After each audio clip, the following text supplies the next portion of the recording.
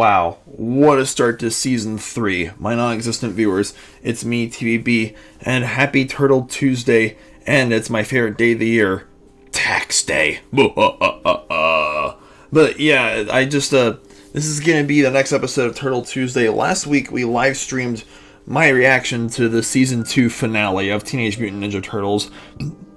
I'm very blessed now that I'm watching season 3.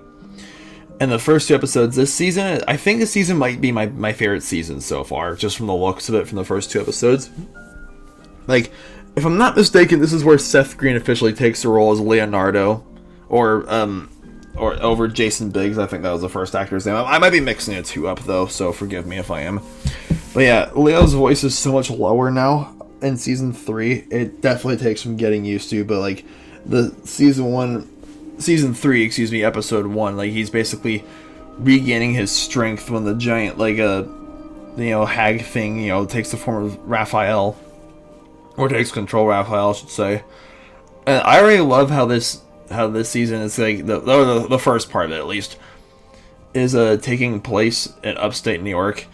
I can't deny, if you guys saw my Instagram story yesterday, you probably know what I'm talking about. It makes me feel kind of nostalgic of like my internship at the Utica Zoo in upstate New York, which was nearly 2 years ago. I got a little blast in the past about that yesterday. Man, how time flies. Man, it's like the Turtles and April and Casey Jones are hiding out at April's old farmhouse where she grew up in episode 2 of season 3. When I see anything with Bigfoot, I get really excited. I've always been like a huge fan of like cryptozoology. Mythical creatures and stuff like that. Creatures like Bigfoot and Loch Ness Monster. And when I was like a foot too big, I was just like, oh my gosh, Bigfoot is coming to the Ninja Turtles. I wonder if there's going to be like a mutant backstory for it too. But like the Bigfoot is being hunted by this mysterious hunter named the Finger, and he talks to his dead mom, who's in like a little voodoo doll thing, which to me is just. This episode is arguably the creepiest episode that I've watched so far, because the Finger harms Bigfoot, and damages her arm. So Turtles and April and Casey take her in and heal her. Then the Bigfoot falls in love with Donnie. That scene was so weird when Bigfoot starts kissing Donnie, and when Bigfoot's just being a difficult house guest of eating dead squirrels and pooping in the bathtub and everything. But here's, I think, the most, the part of the episode that really got me, when Donnie's just like, oh man, Bigfoot's just following me around everywhere, and Raphael's like, yeah, now you know how April O'Neil feels, or how April feels, I should say. Which is Donnie finally getting his reality check. It's like, hey, April's just not interested.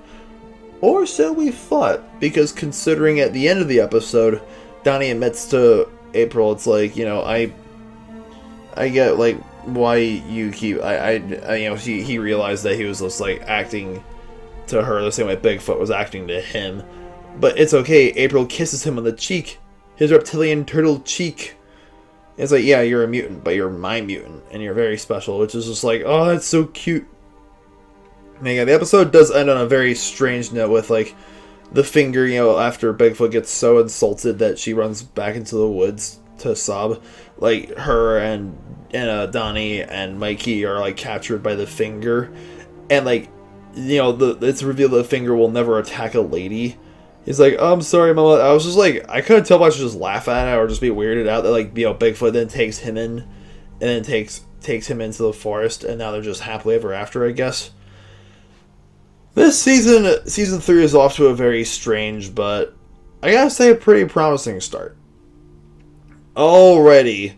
So yeah, that's what I gotta say about the first 2 episodes of season 3 of 2012 Ninja Turtles. Here it is. So I'm recording this, it's 10:04 on Tuesday night. I actually didn't see a movie today for Discount Tuesday, like I usually do in these Turtle videos, where like I couple this with like a movie review of some kind. I already saw a Minecraft movie this past Friday, and I'm just gonna let you guys this now. I'm gonna spend the rest of the video talking about a Minecraft movie. I am gonna dive into spoilers, and I'm not giving this film a rating. I didn't feel right giving this film like a regular review. and it's this is difficult to explain. Like, I've never been more perplexed on a film on a film I've seen, and I've been like movie reviewing has been a huge part of my channel for the past like almost 10 years at this point. Like, it's been my Jurassic World review that I did my summer going to my junior year of high school is like almost 10 years old now. That's insane. Yeah, of all the films I've seen and I've talked about on this channel, like, I've never been more confused on my feelings towards a film, because on one hand, there are parts of this movie that I think are like just real dog shit, but there's other parts of the movie that are actually really super good.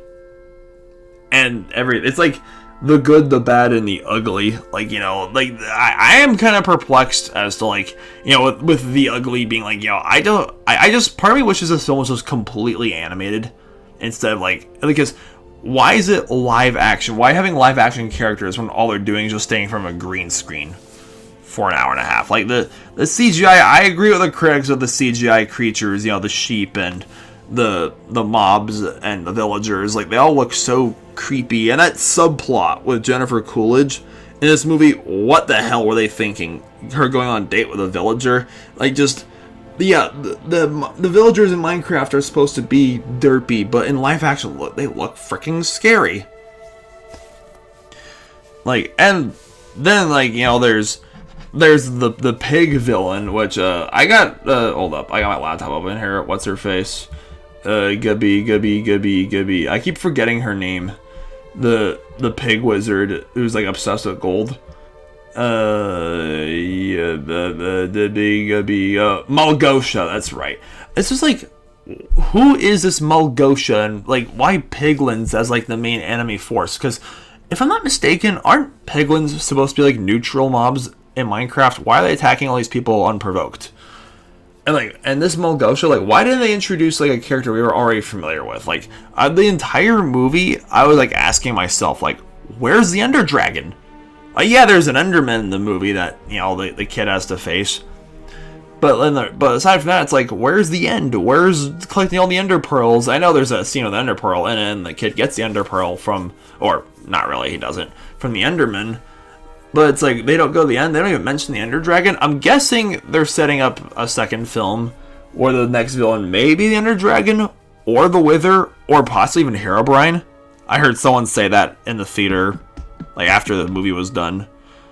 Like, I was chatting with them, and they were just like, oh, Herobrine might be in the next movie. It's like, oh my gosh, blast in the past. That was such a meme back in middle school. That's a thing. Like, I had to see this movie, given it was really either this or Snow White. I think I made the right choice with, like, movie that I want to watch, either to see if it's the pleasant surprise of 2025 or just to see how bad it is.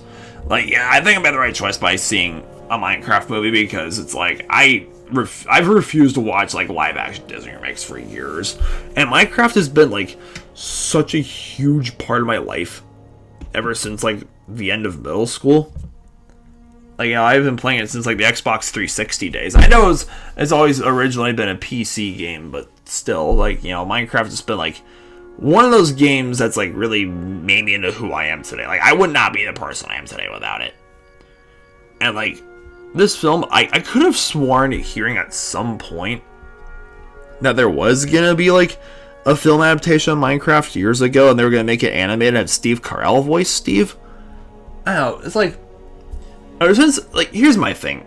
This is just gonna sound totally random, but instead of Jack Black playing Steve, since Minecraft is originally is from Sweden, like Notch, the game's creator, is Swedish, why didn't they cast a Swedish actor? Like, as far as I know, there's no Swedish like representation in this movie. At least the the MonsterVerse movies, for example, right, have Ken Watanabe and a handful of Japanese characters that pay homage to Godzilla's roots in Toho, right?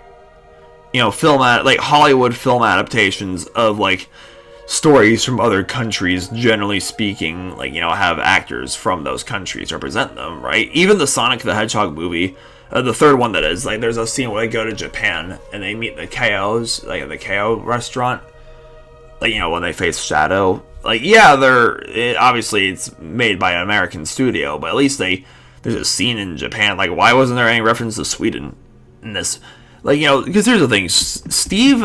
Anyone who knows the first thing about Minecraft knows there's no real concrete storyline to it. Like, yeah, most players started by, like, punching down trees and crafting things and fighting monsters and building houses and, collecting, advancing your tools and weapons and armor, and then, like, going to the nether to collect ender, and, like, face blazes and, collecting ender pearls so you can eventually go to the end and face the ender dragon as a boss fight. But aside from that, there's really no concrete storyline in Minecraft, unless you count, like, Minecraft story mode, like those Telltale games that came out. And Steve isn't exactly a character. He's just, Steve. He's you. He's a character you play as. So this movie is basically Jack Black playing himself as, like, just called Steve. Him and Jason Momoa together, it's like these two grown men in neckbeards, like, basically playing an open world sandbox in a kid's movie, right? Which I think is simultaneously the film's biggest strength and its biggest weakness. Like, there's a whole lot of, like, this film, honestly, it really doesn't take itself that seriously. Like, it's just messing with you. The characters are just basically just messing around. There's supposed to be this, like, this message about, like, using your creativity, embracing creativity, like how it is in the Minecraft games. So the film doesn't take itself all that seriously, which, I mean, it does work in the film's favor a few times. Like, I was laughing at random points throughout this film, but it's like, the casting choices were just very questionable to me. Like, basically, the kid in this movie, he and his sister move in to this place, and there's Dawn, that one, like, lady who looks after them, who wants to run the petting zoo. It's like because her mother passed away, right? And then there's Jason Momoa, who's like Garrett, the garbage man Garrison, who's like running a failing game store, and it's like, I don't know, I feel like, so Emma Myers, I think that's the actress's name. Let me just take a look. Like, Emma Myers, who plays the kid's older sister and legal guardian. I looked it up. The actress actually shares the same birthday as my sister, April 2nd. So, like, she just turned 23. So it's like, okay, I don't know why. The character looks a lot younger in the film than the actress. I was like, she looks like a teenager. She looks like she's still in high school because her brother in this movie is like, looks like a middle schooler or something. I think he's a middle schooler, right? And she's already his legal guardian. Oh, wait, the actress just turned 23. So, okay, that makes a lot more sense. And I will say, all in all, like, I did have like a decent time with the Minecraft movie, despite its glaring flaws. Like, yeah, there were some scenes where, like, I was laughing for sure, and and the soundtrack was really great too. Jack Black and Jason Momoa, they sang a song together at the end of the movie called "I Feel Alive." I can't deny it, viewers. I've been playing that song on repeat, like, every morning when I'm, like, cleaning, the exhibits, the gorilla exhibits at the zoo, and doing things, like, for the keepers at the zoo. Like, yeah, that's, because, I mean, I'm not, like, on my phone that much. I just usually, like, play music, like, and just leave it in my pocket while doing things, and then, while I'm at work, and call it good. Yeah, I've been playing that song quite a bit. It slaps. And the action scenes were very cartoonish, like, especially the chicken jockey scene. Oh my gosh, this film has been total, like, cannon fodder for memes. But yeah, like, the chicken jockey scene, like, the fight scenes, the piglin. Again, the voice acting for the piglins is quite, I'll say it does get excruciating and just, like, unnecessary at a few scenes. But, the fight scenes were pretty top-notch, like, for the most part. Like, it does look like they're setting up for a second part, like there's a second installment. Like, there's gonna be because we stuck around for the credits, right? And I was thinking maybe they'll reference the Ender Dragon in the credits. Then, like, but the film ends with, like, Steve going back to the real world with, like, the kid and his sister and their, his new friends, basically, and, like, saving the gaming store. Then he goes back to the house he used to live in, and, and now it's owned by Alex, and she just invites him right in. It's like, oh my gosh, Alex! So, like, basically the female default character in Minecraft, like, that's quite the Easter egg. I wonder if there's gonna be, like, I wonder who, I mean, I'll look it up later, but I'm curious to see, like, who, who Alex's actress is. And yeah, that's like a second installment would be pretty interesting. I would be curious to check that out. I can't deny. But I just hope that like they take themselves just a little more seriously next time coming around, I guess. And yeah, I mean, this film, like, I would rather see this film do well at the box office than like any live action Disney remake for sure. And yeah, I mean, I feel like this film kind of reeled me in, where in the sense where it's like, okay, it's based on a game I've been playing for years. Like, eventually, part of me was kind of refusing to, watch it at first, but I started, like, I did not look at any reviews. I avoided reviews for this movie like the absolute plague before going into it. And because I was already hearing just kind of through the grapevine about like people saying, hey, it's actually pretty good, or people like, no, like this film's as bad as I feared it was. I will say now I've seen the film, it definitely is not as bad as I feared it would be. Just don't go in like expecting to use your brain that much. I know, like, it's kind of, some people have a problem with this whole idea, like, oh, not every film needs to be high art, but like, are they wrong necessarily? Like, yeah, I mean, don't just like, if you're looking for a super exquisite cinematic experience, yeah, you're looking in the wrong place. But if you're like a fan of the games, or if you just want to like, basically watch some, how do I put this? It is kind of like a bag of potato chips, a whole bunch of just like snacks right in front of you. Like, yeah, there are better options out there for sure, but like, just don't really think about it and just enjoy it, I guess. But yeah, I think let me just check something really quick. Biggie. Yeah, just that's pretty much all I gotta say about a Minecraft movie. And if I am very curious, like, oh, that's the other thing. This film's pacing is very fast. Like, it's an hour and 40 minutes, I believe. So, I mean, even if you dislike the movie, it's mercifully short. Like, yeah, the speed, Steve, like, Jack Black basically just, like, narrates the first, like, 5 minutes of this film and just explains everything, which is pretty cliche, but what are you gonna do? Yeah, like, there's this film, it does breeze through its runtime, and it's definitely, it feels shorter, than, even then, it still feels shorter than it actually is. So, again, don't think too much about the film's plot, or, like, the fact that it's not fully animated, and just, like, enjoy just the mindless humor, and,